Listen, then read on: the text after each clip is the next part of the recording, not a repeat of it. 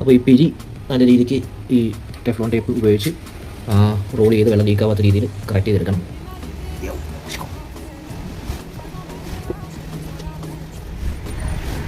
അത്യാവശ്യം നല്ല കട്ടിക്ക് തന്നെ ടെഫ്ലോൺ ആയിട്ടുണ്ട്. ഇനി പിരിച്ച് കയറ്റി കഴിഞ്ഞാൽ ലീക്ക് ഉണ്ടാവത്തില്ലെന്നാണ് പ്രതീക്ഷിക്കുന്നത്.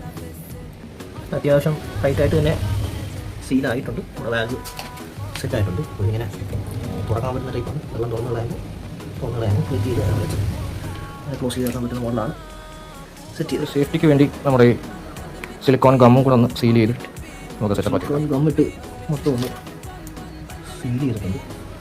ഗ്യാപ്പൂലിയൊന്നും ഗം പോകാൻ വെള്ളം ലീക്കാവാത്ത രീതിയിൽ സീൽ. നമ്മൾ വാൽവും കാര്യങ്ങളെല്ലാം ഞാൻ സെറ്റ് ചെയ്ത് വെച്ചിട്ടുണ്ട്. ഫസ്റ്റ് ഈ ഒരു പൊസിഷനിൽ സെറ്റ് ചെയ്യുകയാണ്. പിന്നീട് എത്രത്തോളം വർക്കൗട്ട് ആവുമെന്നൊക്കെ നോക്കിയിട്ട് ലീക്കില്ല എന്നുള്ളത് ഫൈനലൈസ് ആയി കഴിഞ്ഞാൽ നമ്മുടെ ടാങ്കിൻ്റെ പരിപാടികൾ ബാക്കി അലങ്കോല പരിപാടികൾ നമ്മൾ ആരംഭിക്കുന്നതായിരിക്കും.